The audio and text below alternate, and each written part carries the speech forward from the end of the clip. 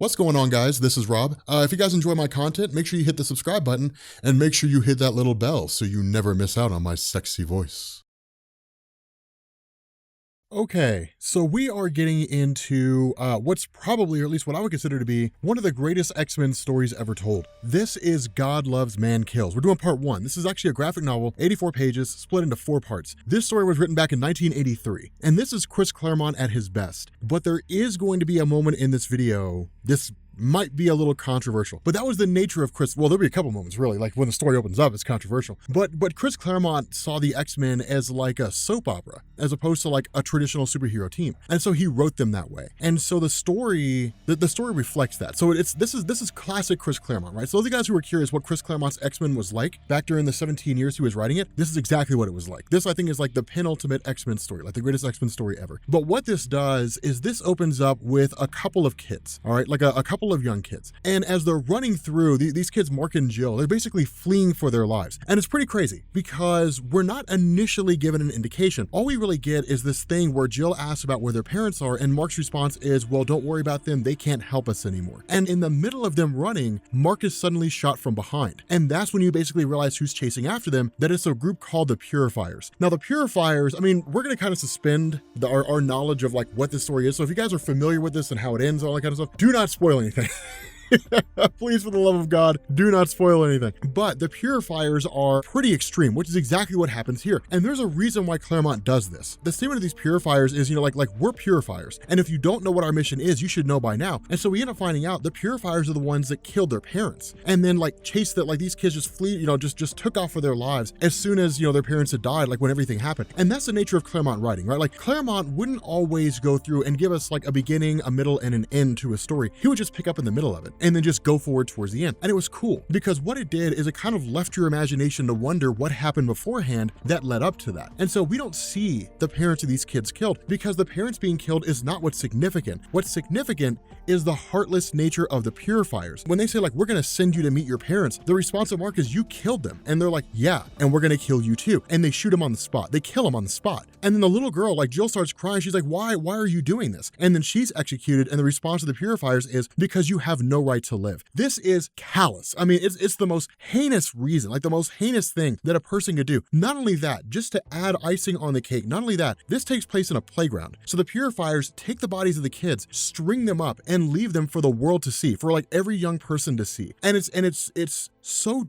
dark, and it's so twisted and so screwed up, but that was the nature of Chris Claremont's X-Men. Chris Claremont's X-Men was designed to tell the story of a persecuted group, and that was the reason why the X-Men were so impactful back then, because it wasn't like the X-Men were just stand-ins for African Americans. They were stand-ins for like any group that had ever been persecuted, that felt they'd been persecuted and were legitimately persecuted. That's really what this was about. And so instead of, young people finding these kids' bodies strung up, instead, after the Purifiers make their escape, Magneto arrives. And Magneto's there and witnesses what had gone on, or at least is aware that these kids had been executed. He wasn't privy to like the entire goings on of the Purifiers and what they had done. But for Magneto, this is crushing. This is absolutely devastating. Now, this is also kind of a big deal. And the reason why is because when it came to Claremont, if he wasn't picking up stories in the middle of everything, he was setting the groundwork for what would come later. And so it was not uncommon to see Chris Claremont start a theme and then finish it like 5 years later, because he had like all this time. That's one of the reasons why when Claremont just abruptly left in like 1992, that it was such a huge blow to Marvel, because he had like all these plot threads that had been going on that all had to be wrapped up in a matter of like 6 months to a year. But with this theme here, this takes place about 3 years before Uncanny X-Men number 200. And for those of you guys who don't know what that means, that's the point when Magneto takes over leadership of the X-Men and then starts leading the New Mutants. And so that was basically,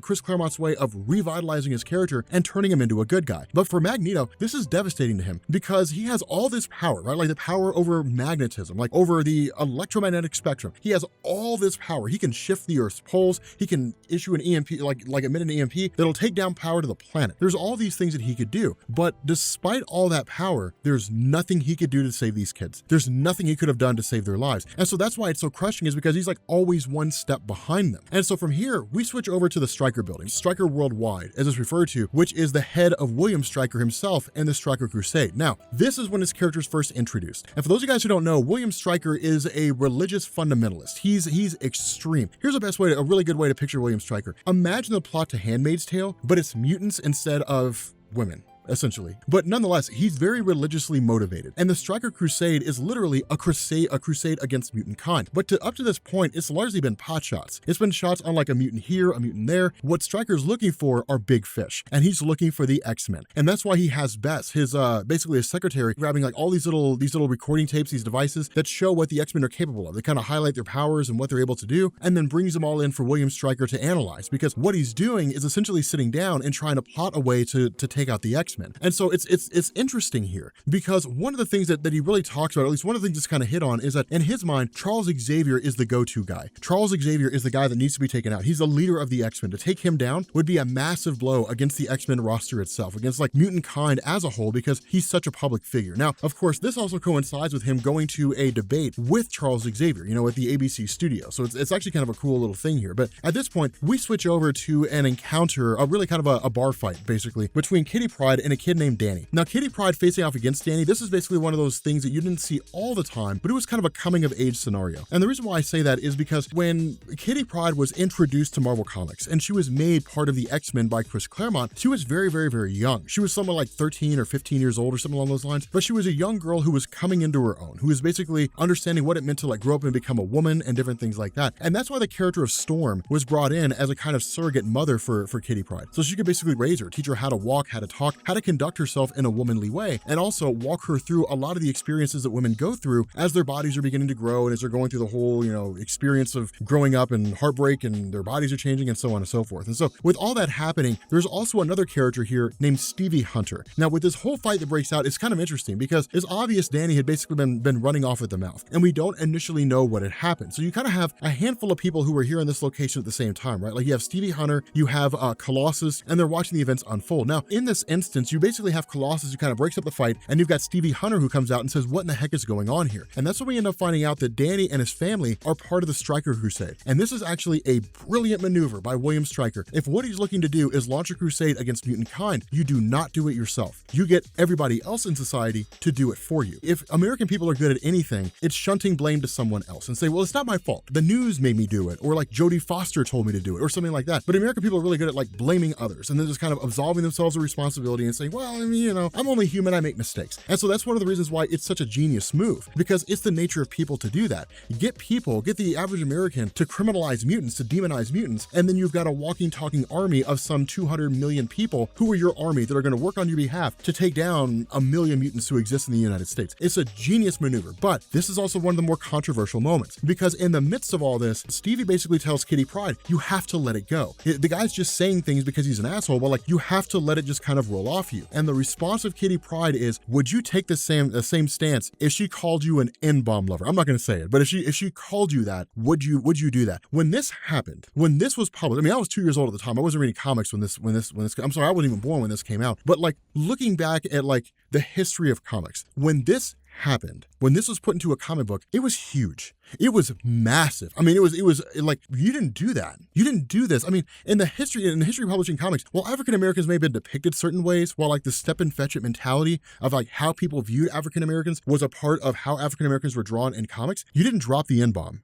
in a comic book. That's just not something that you did. And when Chris Claremont did this, it was a gamble. It was a very, very, very dangerous game, but it's not designed for the purpose of just throwing it out there and just saying, yep, N-bomb. It's not designed to say that. Instead, what it's designed to do is show the reality of the situation that the X-Men live in, a persecuted group. It's a very significant moment in this story. I mean, I don't know if I can really emphasize how important it is, but it's one of those things, because when Kitty Pryde runs off, the response of Colossus is, look, Stevie, you can't take it too personal. She's upset here. She didn't mean what she said. And the response of Stevie is, actually she did. She really did. Like, she really meant that, because it's true. It is a definitive statement. Would Stevie have felt the same way if a different phrase had been thrown out? Instead of mutie lover, it was the N-bomb lover. And so it's a very interesting thing, because it was kind of Chris Claremont's critique of people that like, well, so long as they're not insulting my group, then I don't really care what it is that they say. It's a striking statement to make. But of course, while this is all going on, it's all being observed by purifiers. Now, the initial response to the purifiers is they're pretty extreme, because one of them is just like, well, I mean, she's a mutie lover, kill her. Like, I mean, we should just get rid of her. Anybody who is a mutant or anybody who sympathizes with them needs to be taken out. You know, they're evil, they're bad, we have to get rid of them. And so that's when you start going into the debate that takes place between Charles Xavier and William Stryker. And the debate is cut short relatively fast in the sense that as they're going through and debating, it's clearly one-sided. And there's a lot of things that hit in on this. For example, when William Stryker is talking to Charles Xavier, he quotes a statement that came from Senator Robert Kelly's Committee on Mutant Affairs. Now, for those of you guys who don't know what that is, this takes place during the events of Project Wide Awake, when the sitting president at the time was running for re-election. Senator Robert Kelly was staunchly anti-mutant and basically pushed the hand of the president by running on the campaign of saying, well, I'm against mutants. And so like mutants are credible and they're a dangerous threat. Senator Robert Kelly used that and ran on that campaign platform, which meant the president had to do it as well. And so the president in turn launched Project Wide Awake. The NSA, the FBI, the CIA, various state and local police departments, sheriff's departments, so on and so forth, all basically finding a way to categorize, quantify, and to control the mutant threat. That's what the whole thing was. This committee on mutant affairs was part of Senator Robert Kelly's campaign. And so that was the whole idea, was to find a way to control mutants. And when this report came out, this report was mutants are legitimately dangerous. They are people with extraordinary powers, some of whom cannot control the powers they have. And because they can't control them, they are in and of themselves a credible threat. For those who can control them, how do we keep them from killing all of us? That makes them a credible threat. And for the ones who seek to use their powers for good, there's simply not enough of them to keep the ones who will use them for evil in check. So we can't trust them to police themselves. And so again, it was kind of building this wall, building this wall that set the X-Men and set mutants in brick by brick by brick to kind of isolate them and to keep them segregated, to say they're inherently bad guys. And so it's kind of crazy here because you have like people behind the scenes, like the guys in the rooms who are watching everything unfold, the people who are working at the news station, and their stance is, yeah, but with all this stuff that William Stryker's saying, it's absolutely terrifying here. But with William Stryker saying things like, well, mutants are a credible threat, mutants are dangerous, mutants are people who need to be eliminated because, they are dangerous to the rest of American society. It's very much McCarthyism. It's very much World War II era Germany. This is a group of people who are bad, and I have deemed them to be bad, and we say they're bad for arbitrary standards. Therefore, we must contain and control them, if not just outright eliminate them. It's calling for the deaths of millions of people. And it's a terrifying scenario because where people look at that, where you have like members of the news who are looking at this, you have the X-Men looking at this, and even when the whole debate is done and Charles Xavier wasn't able to make all his points, when he talks to Cyclops and says, I think that went poorly, Cyclops' response is, absolutely, because you played to people's reason, you played to people's logic, but William Stryker played to their fears. And if anything, fear is one of the most powerful emotions ever. When people are afraid, they will do whatever they need to do. They'll believe whatever they want to believe in order to make that fear go away. And so if William Stryker is sitting on television and he's saying, well, mutants are scary, man.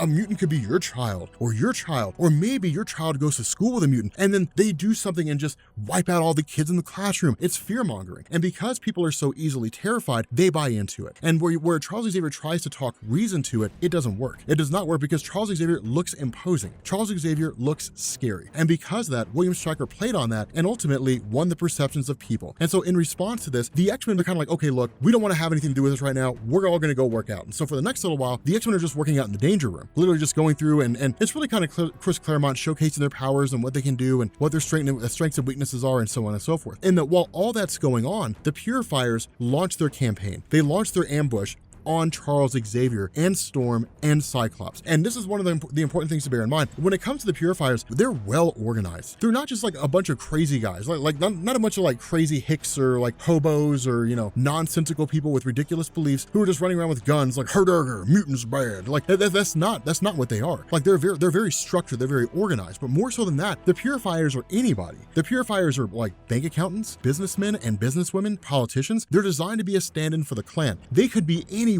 in your town. You could walk by a Purifier and never know. That's what makes them so dangerous because they're so well organized, so well hidden. And when they launch their attack against Professor Xavier and Cyclops and Storm, it is with dangerous precision. They shoot as they need to. They take them out as they need to. It's fast and swift. I mean, it happens in the blink of an eye. And so from there, you end up having, the X-Men who are kind of, recuperating from their workout and so on and so forth. And, the phone rings, Nightcrawler picks it up, and Nightcrawler basically gets the call in saying that Professor Xavier and Cyclops and Storm have all been killed. With that being said, guys, we're going to bring this video to an end. Cliffhangers. If you guys are new here to Comics Explained, make sure you guys hit the sub button to become part of the Rob Corps. If you guys enjoy this video, make sure you drop a like, and I will catch you all later. Peace.